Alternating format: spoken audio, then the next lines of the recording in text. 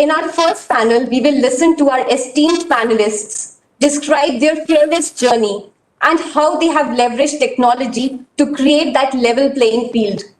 These superwomen are industry titans and have had an incredible story.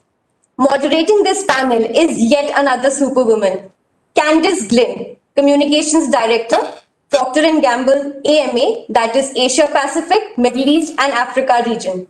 She is the de facto voice of company communications and employee communications for P&G's AMA region. Candice influences 17,000 plus colleagues within the region to feel connected to P&G's purpose of improving lives. She is also a proud mom of 2 young daughters, and she's teaching them that anything is possible if you are kind, committed, and courageous. It is my great honor to welcome Candice. Over to you, Candice. Well, good afternoon, everybody, and thank you so much for joining us. My name is Candice Glynn, and I'm the Communications Director for P&G in Asia Pacific, the Middle East and Africa. And let me start by saying how great an honour it is to be joining you for today's summit on a topic that is so close to my heart. I've been very grateful to have a long career with P&G, one that has taken me all over the world with my family by my side, which is so important. And one thing that I've learnt about P&G over many years is that we truly believe in being a force for growth and a force for good, and that means building a more inclusive and equal world, both inside P&G for our employees, but then also for the society at large.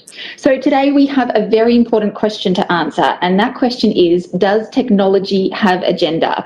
So let's start by grounding ourselves in a few of the stats, and Madhu mentioned some of these as well. So here in India, we have around 43% of graduates in STEM are women, which is great. But then when it comes to the workplace, that number reduces to about 14 to 19% of STEM roles being staffed by women. So why does this gap exist? And most importantly, what can we all do to try and overcome this? So look, this isn't a question that I can answer alone. So at this point, I would like to introduce my 3 esteemed guests and panelists. Thank you so much for joining us. I'll introduce you all. Now, please join me in welcoming Sumi Vivek, Partner and Executive Director at IBM. Welcome, Sumi.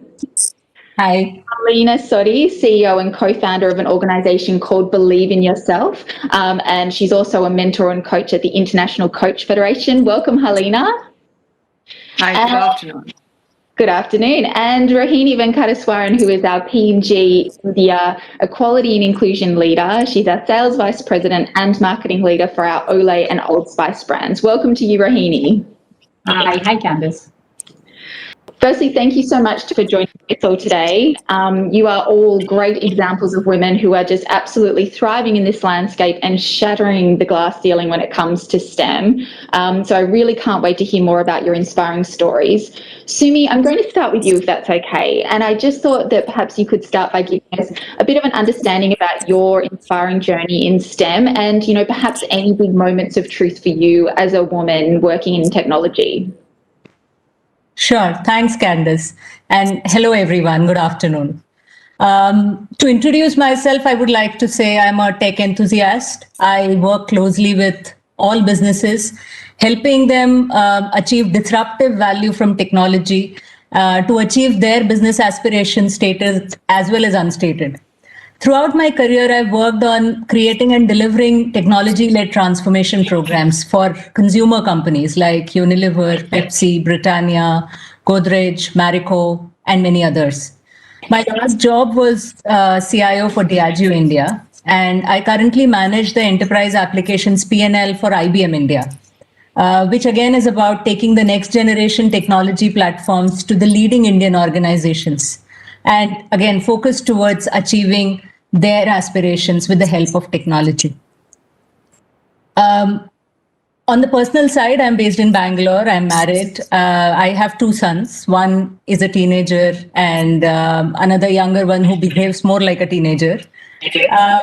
Overall in my career, Candice, like you asked, I have come across multiple milestones and I have had to look at options. I've had to decide my priorities like everybody else. And I would like to share one of those with you all today. this was really the first moment of truth between my professional and personal priorities. This was when my older son was born. And I was a typical starry-eyed mom. I fell in love with everything about him. And I wanted to give him everything, love him with everything that I had, and ensure that he becomes a happy and healthy adult. I spent all of my maternity break fulfilling that pang of motherhood. And as my break came to an end, I joined back work, but with a very clear thought in my mind that I'll drop anything that came in the way of my being the best mom possible. And I went back to work. It was a good experience to really get away to another world that worked as planned, quite unlike what I was experiencing at home with a small baby and inexperience of actually being a mom. A world where hard work led to immediate results of a project well delivered, your work well recognized. So it gave me two very diverse experiences at home and at work. And it went on, one thing led to another. And after 4 months of doing that, I realized that I was quite happy at work. I was doing things that satisfied and acclaimed what I brought to the table. And that getting away for a few hours from home and from all the madness of being a mother made me a happier mother. And when I came back home, I was a better mother for my son. And that recognition, realization actually helped me decide to continue working and balancing whatever this challenging work life, unpredictable home life has thrown at me. And to say the least, it has been a very, very rewarding journey. Thank you, Simi. It's great to know that it's possible. I think, sometimes there's often a question of, can you have a career and a family? And you're a living proof that it is possible. Harlina, I wanted to move to you now, and I'm fascinated with your story as well, because you started in the corporate world and, have had a very, successful career in corporate, and then shifted gears, and now as an entrepreneur, you've started your own business. Can you tell us a little bit more, about the turning points in your career, and how did you manage to thrive on both sides of the fence? Yes, absolutely. Happy to. And good afternoon, everyone. It's an absolute joy to be here with you and share short stories that may perhaps trigger you into a different trajectory of your life and profession. Like you said, Candice, yes, I'm on this exciting journey from a super successful employeship of 25 years to a struggling entrepreneurship. So 3 years young or 3 years old now, building a firm, rapidly scaling up with an aspiration to be India's next unicorn in a couple of years. I think of my career in a 4 box by 4 box by 2 box. Really, when I say 4 box, I've worked across 4 industries. Started my career in a manufacturing industry, Xerox. Moved on to spend about a decade in General Electric company. Then spent 5 years Reliance Industries, which is oil and gas, and then 2.5 years with banking as IDFC Bank. So 4 industries gave me rich perspectives. It also kind of got me to think and skill and reskill myself constantly. I also done 4 roles really. I started my career as a customer service associate, taking phone calls and telling people, yes, I'm sending the engineer, hold on, to becoming a salesperson, then a marketing head, and eventually an HR leader. I have, Candice, I'm proud to say now that the way I've navigated my career is by imploding constantly. Instead of exploding and having external factors cause that disruption, I've tried to, read the writing on the wall. And before the next big disruption happens or a next big change kind of catches us in its wave, I've tried to, get my agility and learnability into play with oodles of mindset of believe in self and reinvent myself. People often say that you have risen like a phoenix so many times. Happy to be here and happy to be sharing my stories as we move forward. Thank you for having me. Thank you, Harlina. And I even love the name of your organization, Believe in Yourself. I think that, based on your story that you've just told us, I think it sounds like a very apt name as well. So can't wait to hear a little bit more about that. Rohini, I'm going to turn to you now. I mean, just even reading out your title, I felt tired. You obviously have a very big portfolio of work that you manage, here with us at P&G. Can you give us a little bit of insight about how you manage it all? And I know that you've got a family and some young children as well. So what keeps you driven? How do you manage it all at work? And what advice do you have for people maybe starting out in their career today? Thank you. Thank you so much for having me here, and it's an honor to share this stage with all of you. Thank you all also for joining. That itself is a fantastic start on the journey that we're taking here. I always tell people I am a mother first. I am a mother of two children. The older one is going to turn 5, and the younger one turned 18 months yesterday. And I honestly believe I am a better mother because of the work that I do in P&G.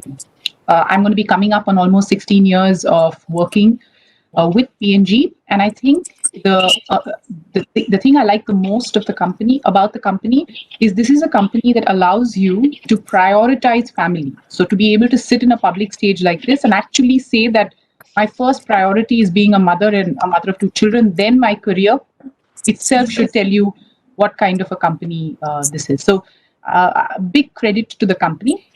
But that said, given Candice, you talked a little bit about giving advice. Some things I tell a lot of the younger women on my team or people I coach and mentor, as you start off in your career, I'd say and these things really worked for me.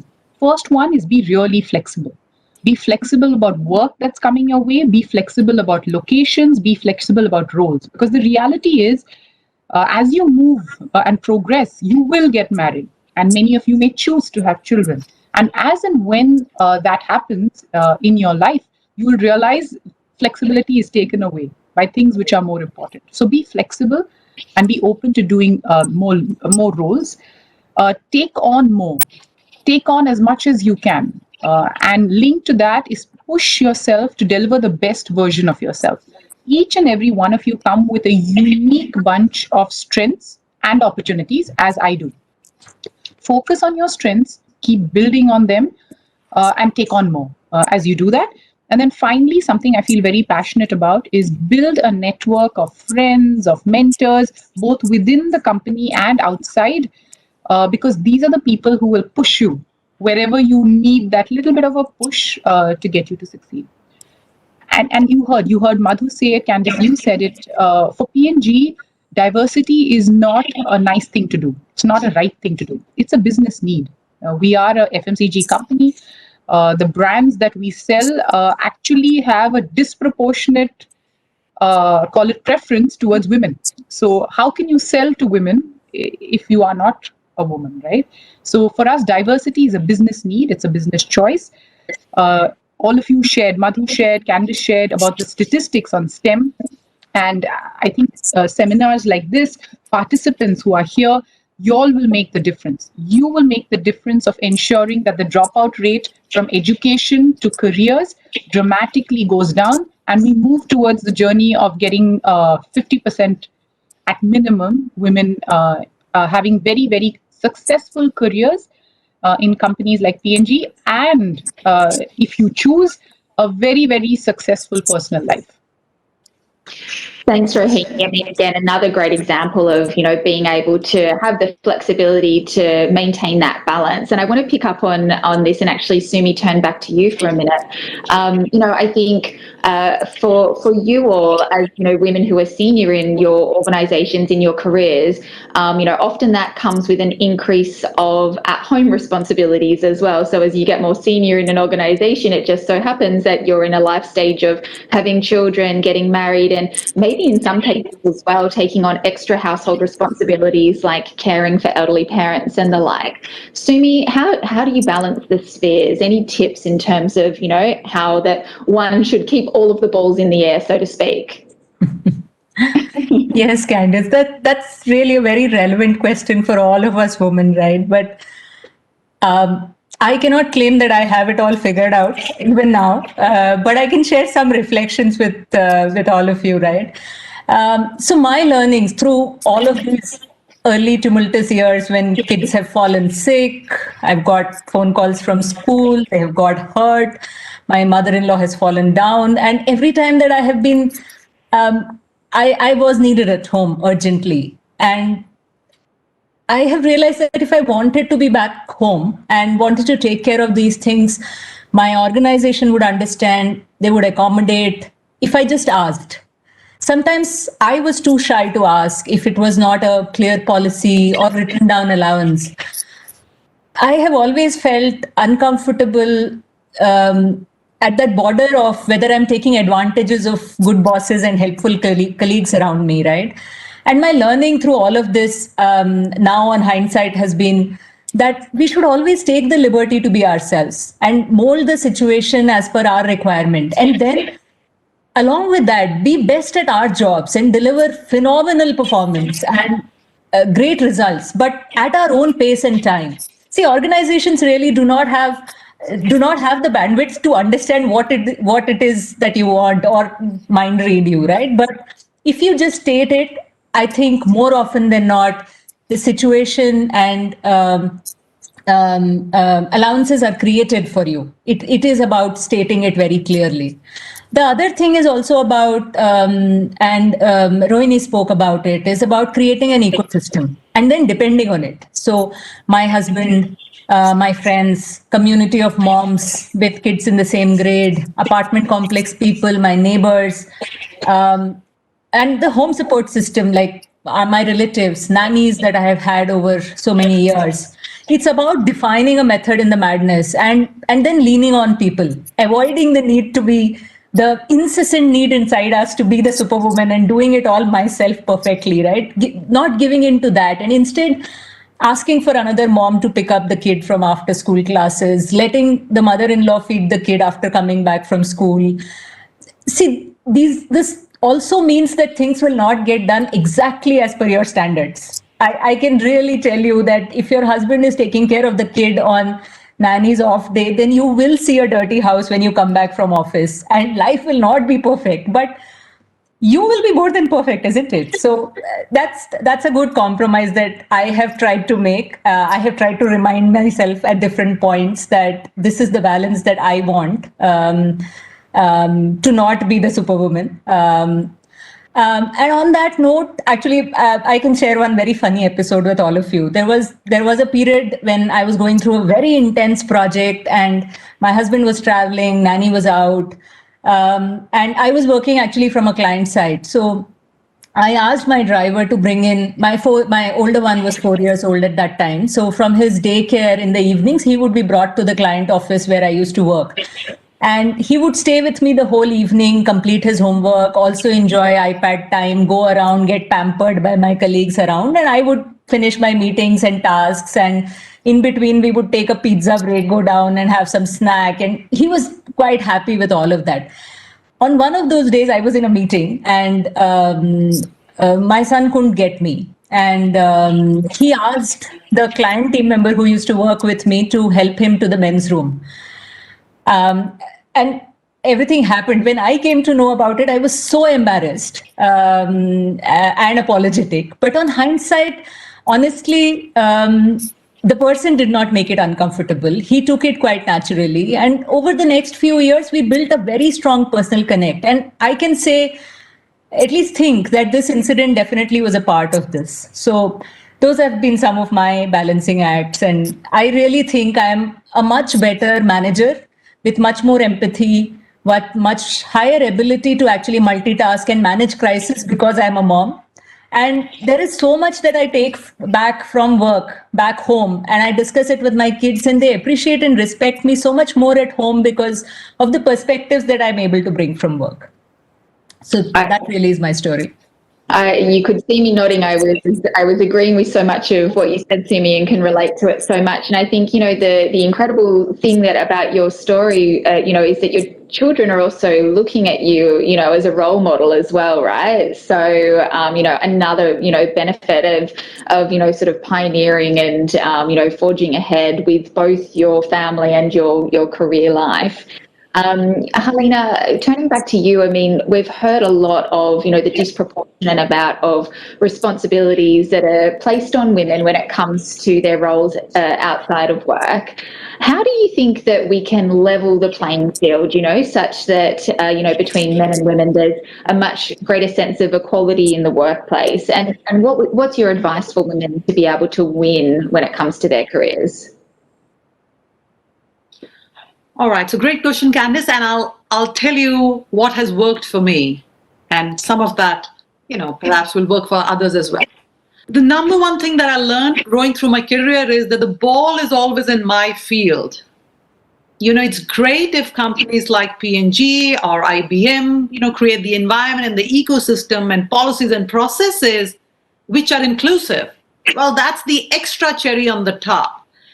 What do I mean when I say the ball is in my court? Number one, I have to display career intentionality. I have to let people know that it means a lot to me. I have the hunger and the appetite to do pretty much what it takes to make it all come together. And I'm just going to quote Rumi, the Sufi saint here, and say, what you seek is seeking you. This is what Rumi said thousands of years ago. You put your desires and your expectations and your hopes out there, the universe kind of conspires to make it happen. So that's one. I call it career intentionality. The second is, build a very, very strong network of allies, champions, advocates, sponsors, and your ambassadors. There are many ways you should do that. Using technology and social media is just the mechanics or the how of it. But really the way of it is build emotional deposits into people.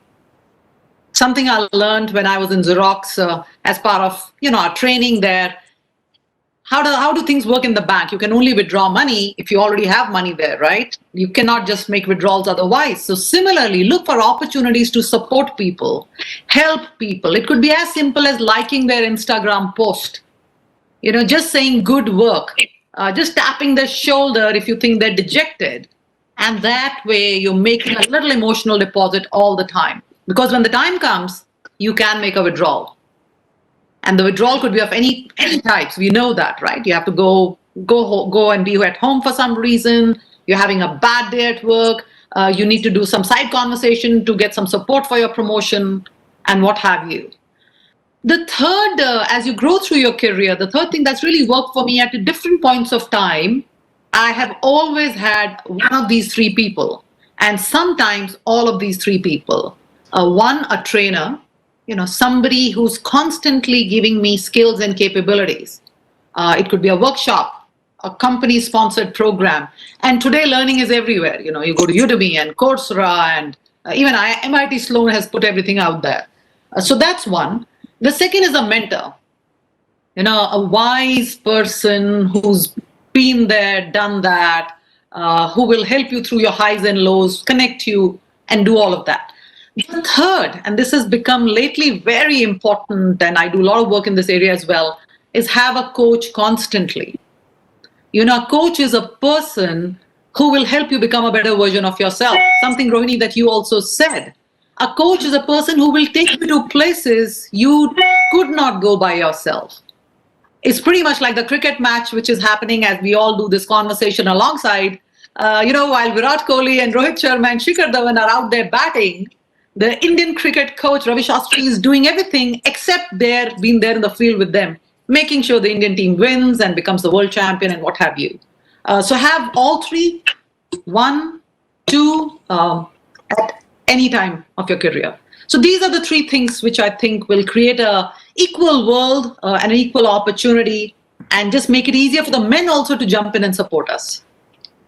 Thanks, Harlina. I really like your three tips. It really reminds me a lot of the training within P&G that myself and Rohini would have had over the years. And I really like what you said about career intentionality, right? In terms of being that owner of your own destiny when it comes to where you want to take your work. Rohini, I wanted to get your perspective as well, and looking at some of the work that you're doing at P&G. I know that you lead equality and inclusion work within India. What are some of the changes that companies like P&G have introduced at a corporate level in order to help level the playing field and bring about, more inclusive and equal policies for their workplaces?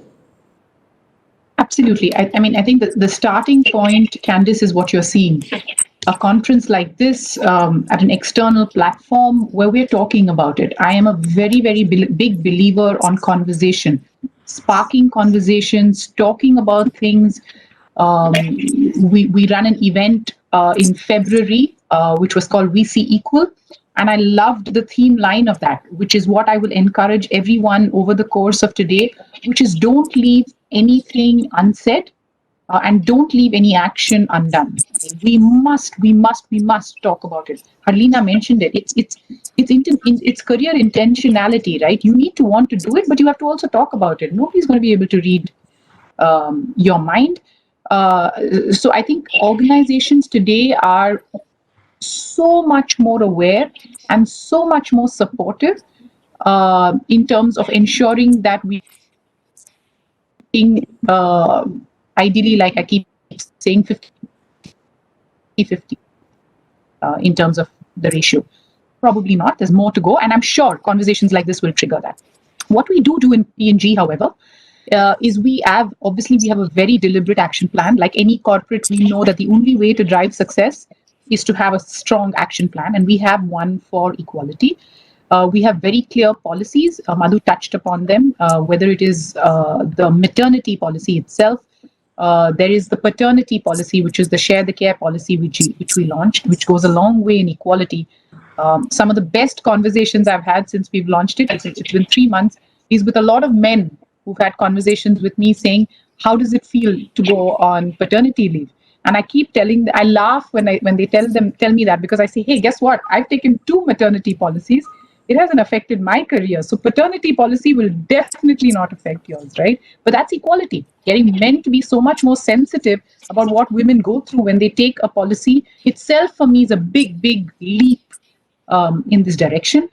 Some of the other things which I now know everybody's taken for granted in the post-COVID era, but we do have a lot of flexibility in policies. We have work from home. I don't think I've ever had a conversation with any manager about having a challenge with a child being ill or me having to work from home. It's just something I take for granted. So things like that. And then what we do within the company is both Sumi and Harlina talked about it. We create a women's network, an informal network where we do on regular drumbeats. We get women to come. We get people, external leaders to come and talk to women. We get internal leaders to come and talk to women. So it's an informal network. You get to know each other better. We do lean-in circles in smaller work groups because then women can really speak their mind in terms of what they need, how they work. We do podcasts.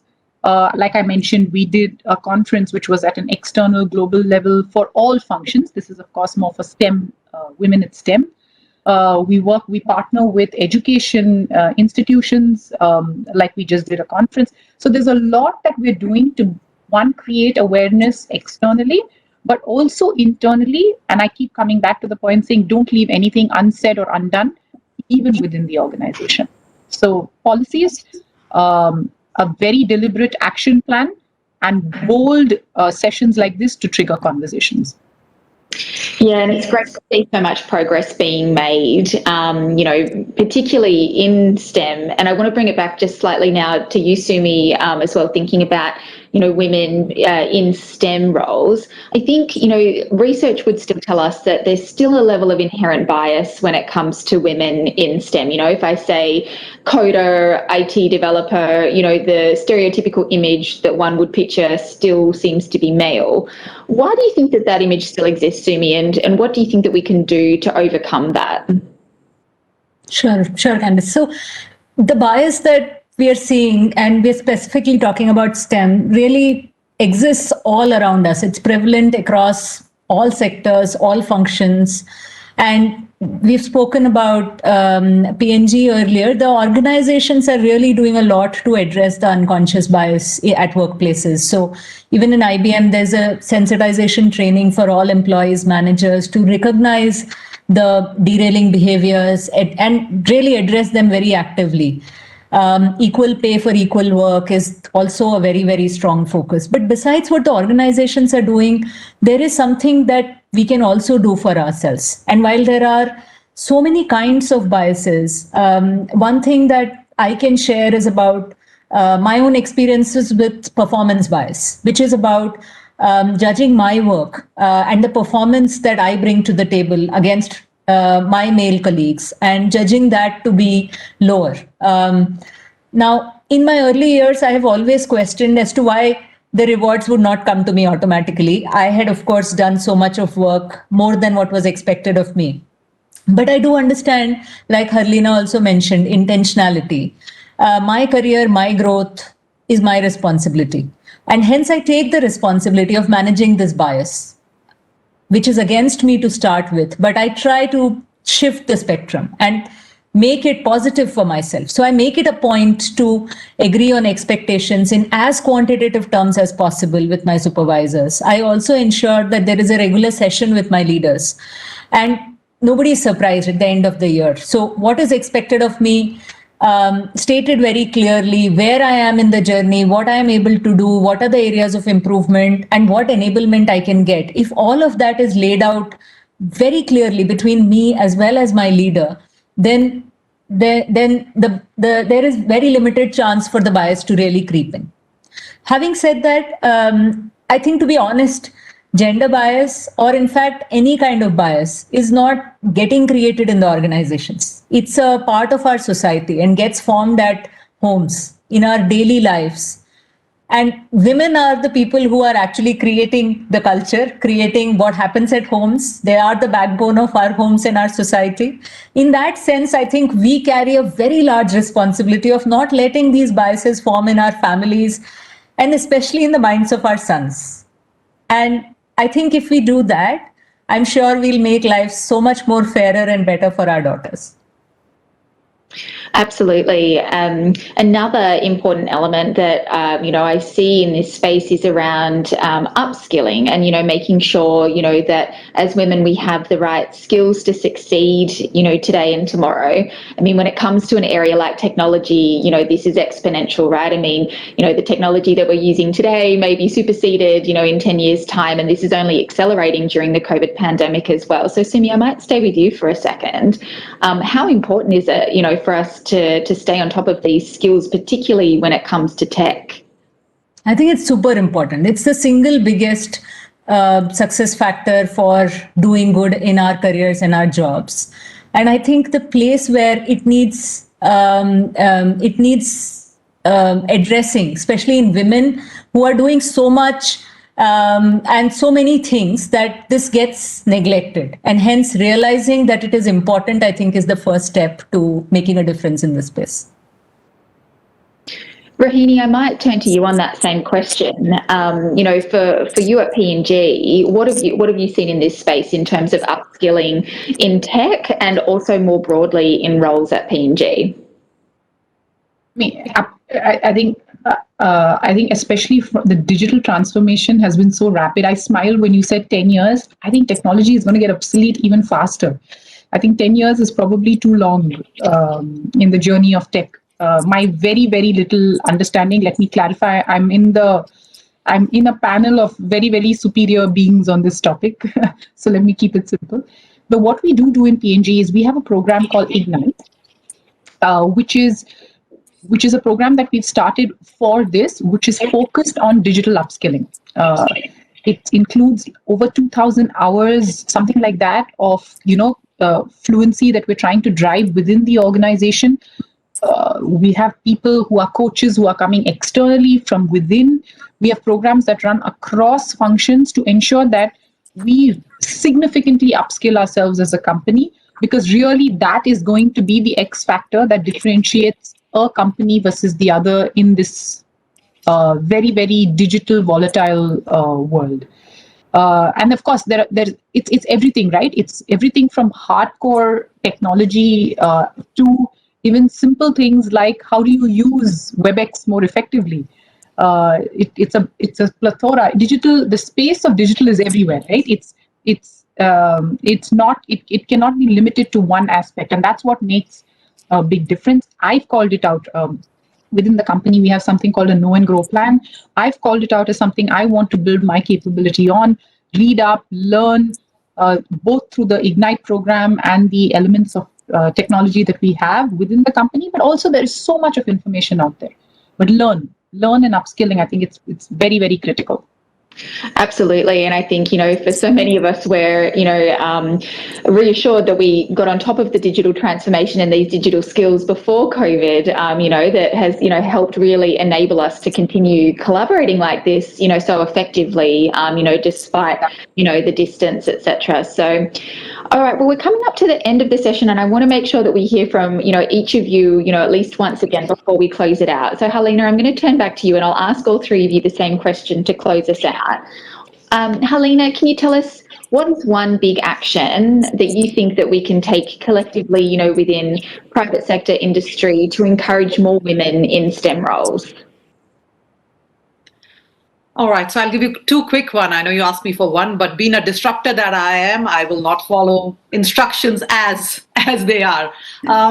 One, we've talked about learning, but leverage and learn technology very quickly. To my mind, that is the single most biggest leveler.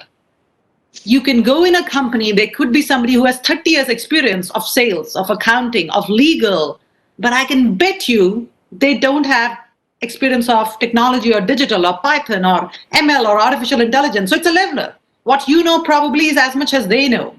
So that's one. The second thing, women have talked about it for a long time, saying seat at the table, boardroom. But you know what? Look what COVID has done. All of us have this little screen, 2 by 2. There could be a CEO of Procter & Gamble here, and there could be an associate, and both of them have the same space. So the pandemic has given everyone an equal space and opportunity itself. It's our time to use it effectively.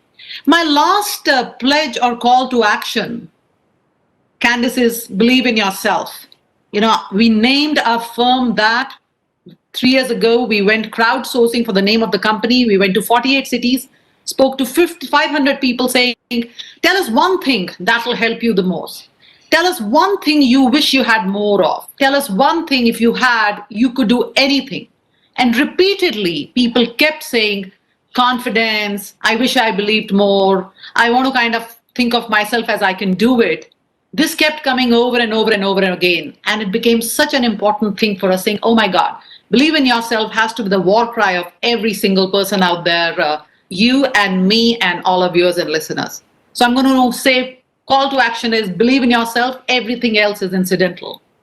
Love it, Harlina. It's awesome. And I think that, that notion of confidence and believing in yourself has definitely run through all of the, the stories that we've heard today. Sumi, turning to you now, can you tell us final thoughts? What's one big action that you think that we can take to encourage more women in STEM roles? I think the biggest thing is about rising and lifting the whole community along with you. So helping others, helping women to really rise and shine as each of us grow and become a network of very, very successful women. I think that is one big thing that I would want to leave with all of you. Thank you, Sumi. And Rohini, final thoughts. What's one big action that we can take to encourage more women in STEM? I'm going to give you one which I think I want to do. It's very similar to what Sumi said. I learned it very earlier on in my career from a senior woman leader in P&G, and she said, as women, our job is to turn and pull. And it's it's the most powerful thing I've heard, which is really every single one of us, wherever you are, it doesn't matter where you are. It doesn't matter if you're starting up or you're on top of the pyramid. Wherever you are, turn and pull. It's as simple as that, because you need to help women, you need to support women, you need to encourage women. So I think that's the starting point for all the women in STEM, turn and pull. I love the saying, it stayed with me. And then as an organization, I can tell you P&G is fully committed to having women in STEM. We've started off by saying in the next 12 months, we will have over 10,000 women externally who we will build their digital and technology capability. And for those of you who know this, in the tech world, all you need to do is start with 10. After that, the scale on digital is unbelievable, right? Everything in digital is only an S-curve. Nothing moves in increments of 10 and 20 and 30. Everything is an S-curve and everything is an explosion. You can go from 10,000 to a lakh overnight, right? So that's really what we want to do. We want to commit to externally upskilling and building digital and technology fluency of women, and hope that we will, in that journey, get more and more women to be a part of the STEM network. Rohini, Harlina, Sumi, I wanted to say thank you so much for your time today. I really learned so much from your stories. Thank you for sharing your candid insights. And to our audience watching, thank you so much for joining us. I hope you've also found the session to be enlightening. There are some great sessions coming up for the rest of the summit, so please stay tuned. Thank you for having me and enjoy the rest of the summit. Thank you.